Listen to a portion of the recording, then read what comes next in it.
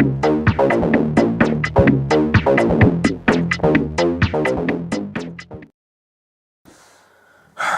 and welcome to another video of Trimming My Muffin. That was a long intro. Today I'll be doing my React to WatchMojo. This is episode 6. Today I wanted to do something a bit more special. So this is WatchMojo's top 10 David Lynch movies. I've seen 3, Dune, Eraserhead and The Elephant Man. Of course he's known for his surrealism and his body horror, psychological thriller in his films, TV shows and whatnot. So I hope that it's in a good order of shape and form for WatchMojo. Wish me luck. Prepare to enter the world of the surreal and the bizarre. We've met before, haven't we? I think so. Welcome to WatchMojo.com, and today we're counting down our picks for the top 10 David Lynch movies. Mary usually does the carving, but maybe tonight you'll do it, Henry. Although his artistic contribution is vast, for this list, we're focusing on David Lynch's feature-length celluloid nightmares. And since he's only directed 10 feature-length films to this point, this list won't feature any honorable mentions. Number 10. Number 10 is Dune. I've seen it. It's a great sci-fi movie. The music is terrible. It's just terrible. It just doesn't go with a sci-fi movie. Toto and Brian Eno. Actually, I'm wrong there. Brian Eno would be a great person to use for a soundtrack as long as air for a sci-fi movie. But Brian Eno didn't really do much in it. But I like Brian Eno though. Brian Eno is a very good musician. Dune. The planet Dune, also known as Arrakis. Starting at the bottom of our list is the David Lynch film based on the classic Frank Herbert sci-fi novel. It is by will alone I set my mind in motion. It is by the juice of safu that thoughts acquire speed, the lips acquire stains, stains become a warning. It is by will alone I set my mind in motion. This epic saga about a man prophesied to be a supreme being that'll save the people of Dune was meant to be the director's big break in Hollywood. I must not fear. Fear is the mind killer. With a brilliant international cast, stunning visuals, and a very 80s soundtrack by Toto, Dune has since gained a respectable cult following, but it initially bombed at the box office. But sire, we can't leave all this spice. The spice. Get out of there. Although it's gone through several cuts, the action flick is still praised for its special effects, costume, and sound design. Some thoughts have a certain sound, that being the equivalent to a form. I agree with him. That's pretty good. It was a cult sci-fi movie and it did really well, and I really like it. Number 9. Twin Peaks, Fire Walk With Me.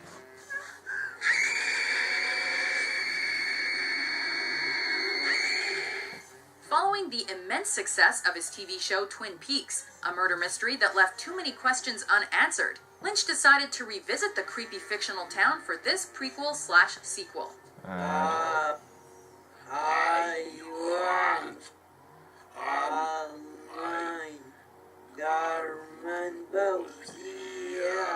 Much of the original TV cast returned, as well as a couple of new faces, to try to explain what happened to Laura Palmer before.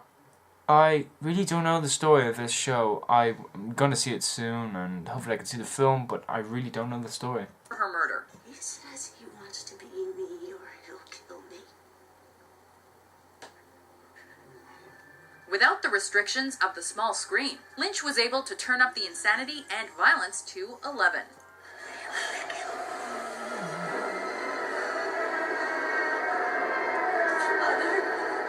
Booed at its premiere at Cannes, Fire Walk With Me is today considered an important part of the Twin Peaks fandom. Lately I've been filled with the knowledge that the killer will strike again. But because it is just a feeling, I am powerless to stop it. Number 8. Number 8, Inland Empire. Not seen Inland it. Empire. It was his latest movie 9 years ago, to be honest, and hopefully I can see that also. Inland Empire. Now things get extra weird. Is there a murder in your film? In this mystery flick, Laura Dern plays an actress who joins a new movie cast. It's not part of the story. Anthropomorphic rabbits, I can't comment on it again. unexplainable jump cuts, and flashing lights abound, as well as sequences pulled straight from your nightmares. I'm not who you think I am. The most surreal trick he's ever pulled out of his hat, Lynch's 3-hour magnum opus bombards our senses with images you won't soon forget. I've always loved animals. Their nature, how they think.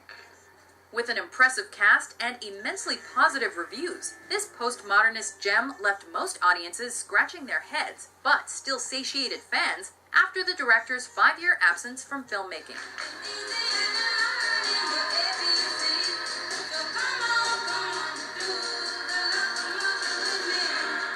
Number 7. Well, that was pretty good. That's the only footage I've seen of the show and film. Hopefully, again, I can watch it. Lost Highway. 50,000 people were killed on the highway last year because of fucking assholes like you! Lynch's attempt at a psychological thriller became one of his biggest cult sensations. Are you sure? Of course. A favorite among fans who enjoyed dissecting its plot and philosophizing over what it all means. This neo-noir-ish narrative follows a jazz musician as he tries to make sense of his own world. That's fucking crazy, man. This includes figuring out if he killed his wife or not, and that's just the tip of the iceberg. Didn't kill her. Tell me I didn't kill her. I don't really know much about this film. I've never seen it. It looks good. Psychological thriller. They're okay. So check it out, yeah. Mobsters, underground pornography, more flashing lights, and a cringeworthy final performance by Robert Blake as a ghostly peeping Tom make Lost Highway the opposite of family-friendly viewing, but one of Lynch's most fully surreal productions. Give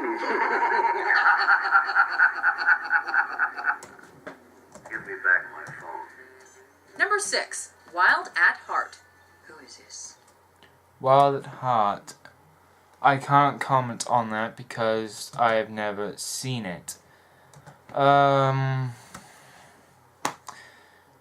It would be good, but to be honest, I'm not really a huge fan of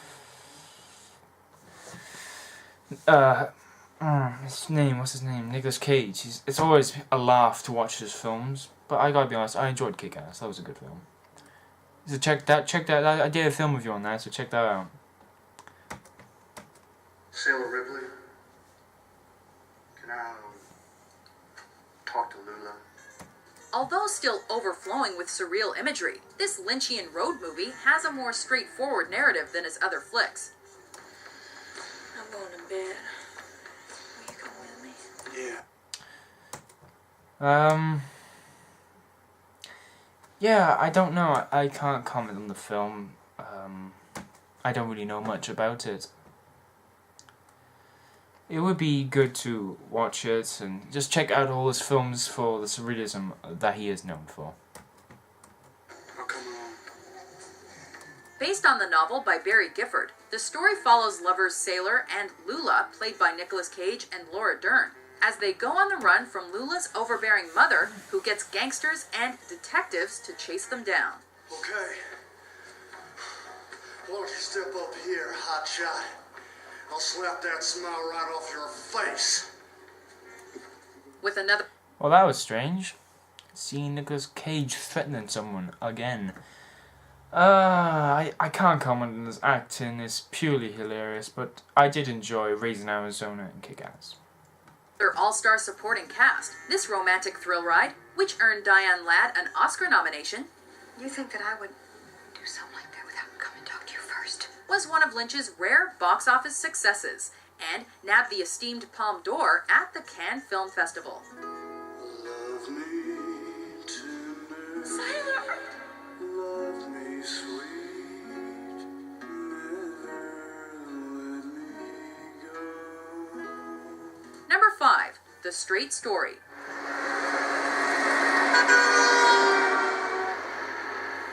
What do you do when the film world has I've never seen Straight Story. I know not so much about it, but it's basically an old man running a farm. He just lives through his own life with some surrealism again, you know. Linked visions of dark, surreal, twisted nightmares to your name? You give them the Straight Story. Story as old as the Bible. A brilliant and sentimental drama produced by Disney, which follows an old man driving from one state to the next on his lawnmower to patch things up with his dying brother. I want to make peace. I want to sit with him. Look up at the stars. Well, Like we used to do. I don't really know As the about much of real-life this Alvin film. Straight, Richard Farnsworth, who was terminally ill at the time, turned in a career-defining final performance. Rosie, I've got to go see Lyle. And I've got to make this trip on my own. Meanwhile, the uncharacteristic drama also became one of the biggest critical successes in Lynch's career. And this trip is a hard swallow for my pride. I just hope I'm not too late. Number 4. I don't know, well, that was interesting about that film, but number 4 is The Elephant Man. I have seen that film, so finally I can talk about it. It was very sad, true story of the man, John Merrick, who had these body bone function problems, and the outcome of it. The Elephant Man.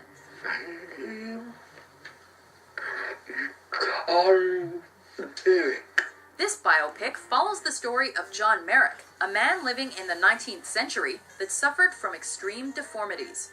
People are frightened by what they don't understand. Played by an unrecognizable John Hurt, Merrick goes through his life just trying to be accepted Another film where he as dies a human in. being. I am not an animal! I am a human being! The impressive cast, which also includes Anthony Hopkins and Anne Bancroft, takes what a I gotta be honest, it was a great performance by Anthony Hopkins. It was a good performance from John Hurt and great performance from Anne Bancroft. For her little performance for the film, she did very well. aesthetically looks like an oldies monster movie and turns it into an emotional roller coaster of compassion and acceptance. So kind of little. And it's really clever that for the black and white scenery, again for its second black and white film, it's very creative and unmanageable. I said that wrong. Shot in stark black and white, this shocking drama was Lynch's first big-budget studio film and remains his most critically lauded, with 8 Oscar nominations. Something that I've been meaning to ask you for some time now. What's that? Can you cure me? Number 3. Number 3 is Eraserhead. The film is good as his head. Here, I meant to say. The film is a very good film. It's just a great... I don't know, Wikipedia says it's a body horror film. I say it's a psychological horror film. It's just a well-made film. See what they say. Eraserhead. Thank you very much. This is the film that started it all. I just cut them up like regular chickens? Sure, just cut them up like regular chickens. In this bizarre experimental masterpiece, It was we follow insane. Henry in what seems to be Insane. an industrialized, otherworldly dystopia as he tries to take care of his mutant newborn baby after his wife abandons them. Oh, you are sick. Eraserhead is especially notable for the violent images and dreams the protagonist endures, while he tries to keep his screeching child quiet.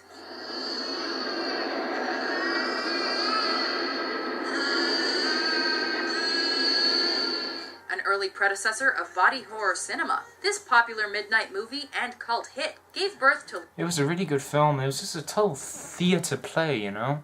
It'd be great to make. Lynchian surrealist imagery. People think pipes grow in their home, but they sure as hell don't. Look at my knee.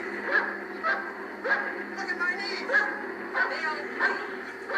And always remember, in heaven, everything is fine.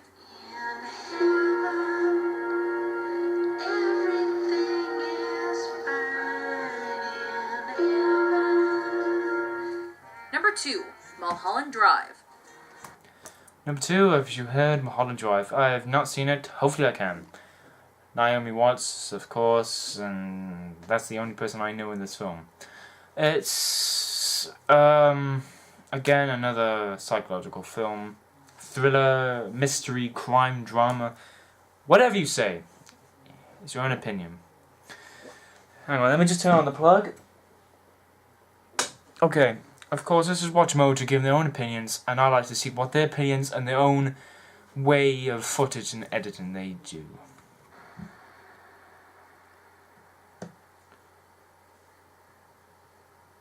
I wonder where you were going. Originally invented as an idea for a new TV show, this psychological thriller does to Hollywood what Twin Peaks did to small towns. Her name is Camilla Rhodes. The director doesn't want her. Naomi Watts plays an aspiring actress who meets an amnesiac on the titular Hollywood street following a car crash. It's unreal, right? Yeah. A narrative that includes stolen money, corrupt film directors, philosophical cowboys, and deadly mobsters rounds up this mystery about identity and reality. Just forget you ever saw it. It's better that way. The result is a cult classic that fans are still trying to dissect years later, which earned Lynch his 3rd Oscar nomination. Have you ever done this before? I don't know. I can't comment again on the film. It's just it looks good. It really does. Number 1, obviously, is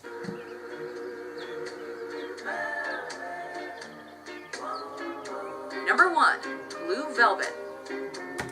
Blue Velvet. I had a feeling in my gut saying it was.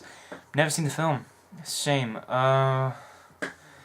It looks really, really good.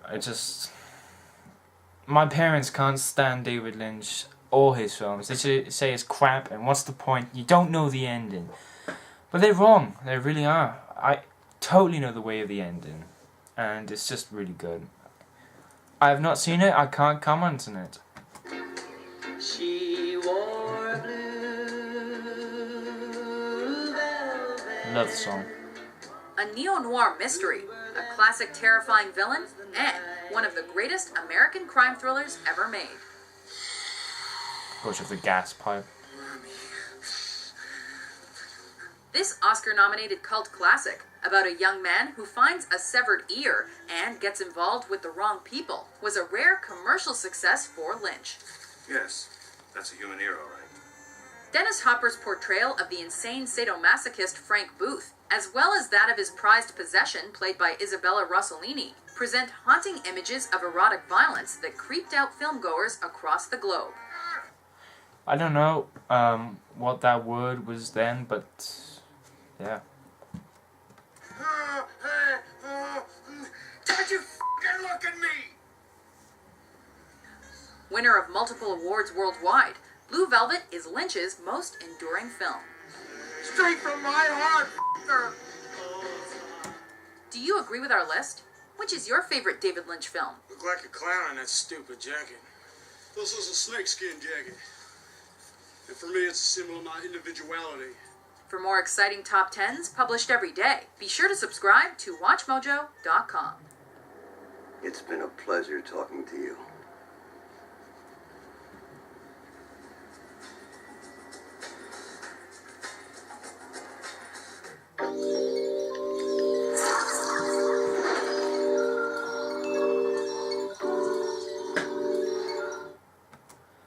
Well, there you go. That is React WatchMojo episode 6. Top 10 David Lynch movies. Number 10 was, as you know, Dune. Number 9 was Twin Peaks. Number 8 was